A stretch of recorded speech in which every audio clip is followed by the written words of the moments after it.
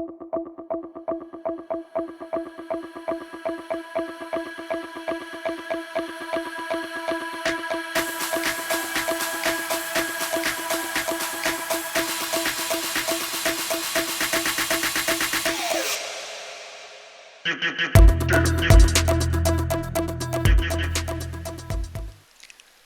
वालेकुम। कैसे हैं आप सब? उम्मीद करती हूँ सब खैरियत से होंगे। मेरी दुआ है कि अल्लाह पाक सबको अपने हिफ्ज़-ओ-मा में रखें, मुसीबतों परेशानियों से महफूज रखें। आमीन सुम्मा आमीन। आज सहरी और अफ्तारी की वीडियो मैं आपके साथ शेयर कर रही हूँ। यहाँ सहरी का टाइम है। इस वक्त मैं बना रही हूँ रोटी और पराठा। और रोटी जो है ना वो सादी बनाऊंगी। अगर इनका दिल किया तो ये साथ इसको देसी घी लगा लेंगे या ऐसे ही सादा खा लेंगे। बच्चों के लिए पराठा बना रही हूँ और पराठे के साथ ऑमलेट बनाऊंगी। सादा ऑमलेट जिसमें नमक और दड़ा मिर्च होगी, उसको अच्छे तरीके से फेंट के हल्का सा फ्राई कर लूँगी। सहरी में ज़्यादातर सादी रोटी और सालन खाया जाता है। बच्चों के लिए मैं पराठे बना लेती हूँ या फिर इसके साथ ऑमलेट होता है या चाय अचार इस तरह की, या रात का सालन जो होता है ना उसी के साथ सहरी कर लेती हैं। यहाँ ऑमलेट तकरीबन तैयार है। इसको मैं पलटूंगी, थोड़ी देर पकाऊंगी और प्लेट में लगाऊंगी। डाइनिंग टेबल का रुख करूंगी। बच्चे और मेरे हस्बैंड जो हैं वो इंतज़ार कर रहे हैं कि सहरी आएगी और हम जो है रोज़ा रखेंगे इंशाल्लाह। यहाँ ये ऑमलेट तैयार है और यहाँ ये पराठे और रोटी भी तैयार है और लास्ट में चाय तो ज़रूर होती है। अच्छा, इसके बाद फिर ज़ाहिर है फजर की अज़ान हो गई थी। अज़ान के थोड़ी देर के बाद फिर सभी इबादत में मसरूफ़ हो गए थे।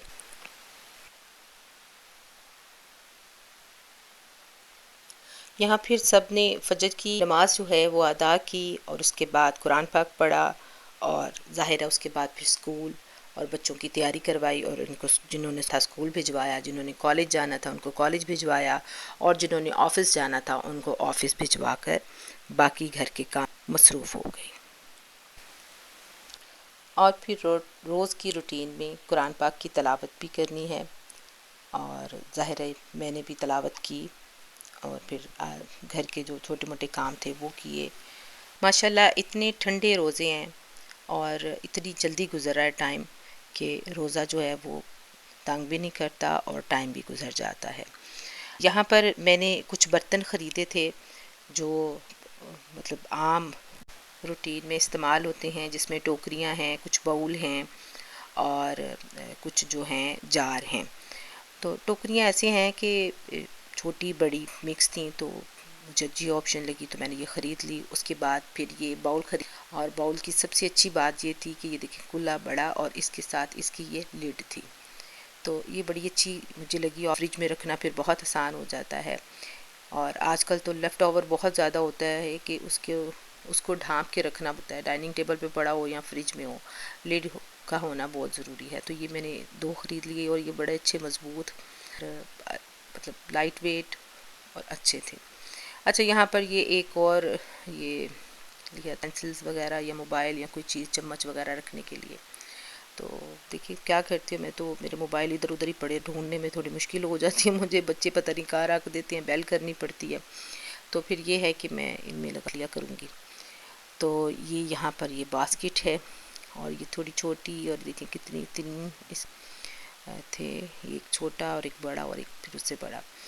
तो ये इस तरह की चीज़ें जो है ना, फल जब आएगा और साथ साथ फिर वॉश करना होगा तो फिर ये इस तरह की छोटी छोटी बास्केट्स मुझे चाहिए थी। छोटे बाउल थे वो भी साथ, और कुछ जार जिसमें मैं ये देखें ये जार बड़े आला बड़े अच्छे थे। और ये वैसे मुझे लगता था कि ये नमक और चीनी के लिए थोड़े बड़े बनाए हुए हैं, पर मैं कुछ ड्राई फ्रूट रखूँगी या जो हैं सीड्स वो रखूँगी मिक्स करके। अच्छा जी, पहले तो इनको वॉश करेंगे, वॉश करने के बाद फिर इसको इस्तेमाल में लाएंगे। तो ये थी कुछ चीज़ें ऐसी जो ज़रूरी थी और ख़रीदी, तो फिर मैंने सोचा कि आप लोगों के साथ भी शेयर करूं। ये देखिए इसमें कितना अच्छा चम्मच था और ये इसकी जो लिड है ना ये बड़ी टाइट करके बंद होती थी, इनको खोलना थोड़ा मुश्किल था पर फिर भी खुल जाता, यानी एयर टाइट टाइप था। तो यहाँ पर ये रहे बर्तन, बास्केट्स और बाउल। तो ये ज़रूरत है, इस तरह की छोटी मोटी चीज़ें जो है ना ये ख़रीद लेनी चाहिए। अच्छा, फिर साथ साथ अफ्तारी का टाइम हो गया, तो अफ्तारी के लिए ज़ाहिर है थोड़ा टाइम पहले हमें आना पड़ता है किचन में। अगर कुछ चीज़ें बॉईल करने वाली हैं तो हम उसको बॉईल कर लेंगे, और आज काट के रखने वाली हैं, जैसे फ्रूट्स हो गए या कोई वेजिटेबल हो गई या कोई फ्राइज़ वगैरह, तो वो काट के रखेंगे। साथ साथ फिर आहिस्ता आहिस्ता काम चलता रहेगा।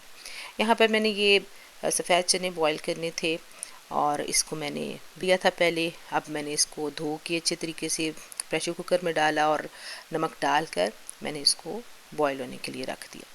यहाँ साथ साथ जो है आलू भी काट लूँगी, बाकी चीज़ें भी जो है वो साथ साथ चलती रहेंगी। यहाँ ये चने जो हैं ये उबल गए हैं।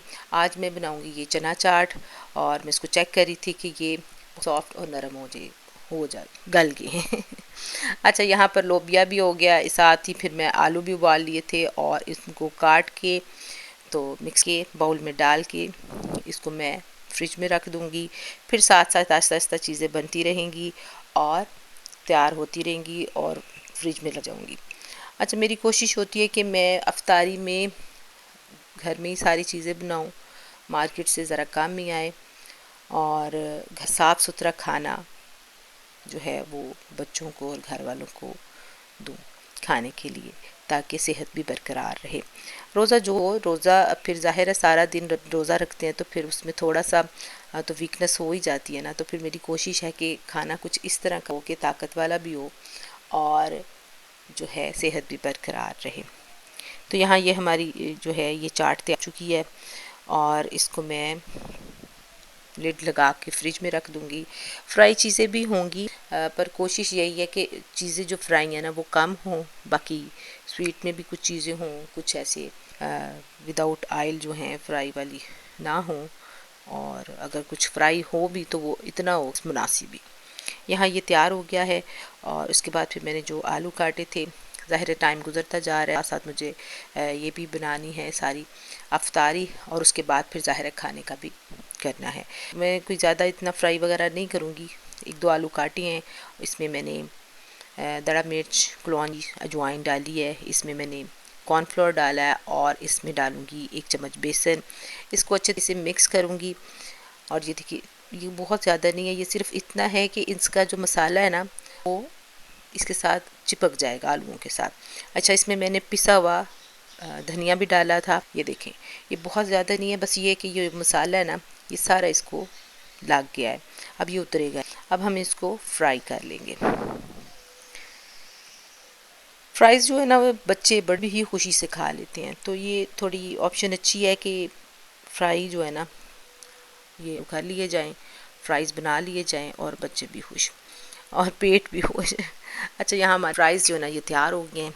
इसके साथ फिर मैं जो फ्रोज़न समोसे बनाए थे वो भी फ्राई कर लूँ, और उसके बाद ज़ाहिर है अफ्तारी का टाइम है और फिर डाइनिंग टेबल की तरफ चलेंगे। यहाँ पर मैंने ये समोसे भी फ्राई कर लिए, और फिर ज़ाहिर रोज़ा जब खुला तो फिर ये कुछ चीज़ें तैयार है, खजूरें भी और सारा कुछ।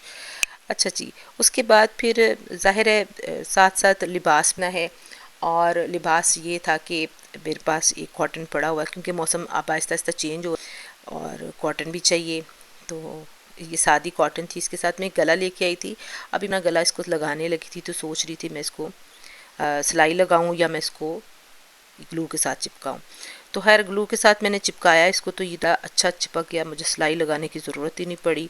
और उसके बाद फिर बाजू और ये बैक का एक था टावर बना हुआ। अब मेरी नीयत थी कि मैं इसको घेरा, क्योंकि इसके घेरे पे कुछ नहीं था, तो फुल शर्ट का कुछ कह रही थी किस तरह का बन जाए कि वो पहना हुआ भी अच्छा लगे, और थोड़ी उसकी स्टाइल जो है ना वो इस तरह से। यहाँ पे ऊपर वेलवेट का बटन बना हुआ था और हल्की सी ग्लू लगी हुई थी, इसको भी ग्लू लगा के दुबड़ा। और ये जो बाजू का ये पैच है ना ये इतना है कि बाजू फुल नहीं बनता, क्योंकि खुले बाजुओं का आजकल डिज़ाइन है ना। तो ये मैं इसको क्या करूँगी कि मैं इसको घेरे पे लूँगी, और ये मेरी फुल शर्ट जो है ना डिज़ाइनिंग वाली बन जाएगी। यहाँ देखिए ये पीछे कोई सिलाई नहीं है, और ये मैंने इसको ग्लू के साथ चिपकाया है, और यहाँ पर मैं घेरे पे इस तरह पर लगाऊंगी, और इसके साथ ये जो बाजू है ना इसको भी सेट करके लगा दूँगी। सीधा सीधा ही था, ज़ाहिर है ये लेस की तरह होता है। और फिर मैंने इसको थोड़ा इस तरह से करके ना, पहले मैं इसको चेक कर लगता कैसा है, दिखता कैसा है, तो फिर उसके बाद फिर ग्लू लगा के इसको चिपका लूँगी अगर ये अच्छा लगा तो ये देखिए मैं हूँ, फिर मुझे कमेंट करके बताइएगा कि ये कैसा लगा। ये देखिए ये ऐसे, अच्छा ऐसे नहीं ठहरे, थोड़ा बताती हूँ कैसे, थोड़ा सा शर्ट को ऐसे कर लेते हैं। यस, अब ये देखिए कितनी अच्छी इसकी लुक, इसके साथ पाइपिंग हो जाएगी, बाजू पर भी पाइपिंग हो जाएगी, तो ये खूबसूरत लगेगा सारा। तो ये अच्छी एक डिज़ाइनिंग होगी। अच्छा उसके बाद फिर ज़ाहिर है खाने का टाइम था, तो फिर मैं दोबारा किचन में आई, तो ये अंडे आए हुए, फ़ौरन समेटना था कि इसको फटाफट रखूँ मैं बच्चों के आने से पहले पहले। तो ये इसको मैंने पहले ऐसे ही शापर के साथ लगा लेती हूँ, ये जो बैग है इसके साथ, पर नहीं ये चिपक जाएंगे, तो फिर सोचा कि इसको दबा के ना, तो मैं इसको इसके अंदर लगाऊँ। तो कुछ मैं इसको इस बास्केट में लगा लूँगी, बाउल में लगा लूँगी, और कुछ जो है ना फ्रिज में अंडे रखने वाली जो जगह होती है ना उधर लग जाएगी, और ज़ाहिर है ये अपनी जगह पर चले जाएंगे। अच्छा यहाँ पर ये फार्मी अंडे हैं, हमारे भी आते हैं, पर देसी अंडे जो हैं वो ज़्यादा बॉयल खाए जाते हैं, उबाल के खाते हैं, और ये जो वलायती हैं ये फार्मी, तो इनके ऑमलेट या मतलब कोई साल तो उसमें डाला जाता है। तो इसको हम रखते हैं फ्रिज में। तो उसके बाद आ गया चाय का टाइम। ज़ाहिर है चाय तो बहुत ज़रूरी है, जब थकावट हो जाती है तो ये बड़ा काम करती है। अच्छा इसका व्लॉग इतना ही, इंशाल्लाह नेक्स्ट व्लॉग में मुलाकात होगी। अपनी दुआओं में शामिल रखिएगा, सब्सक्राइब और लाइक करिएगा, और कमेंट करके बताइएगा कि आपको की वीडियो कैसी लगती है। ओके जी, अल्लाह हाफिज़।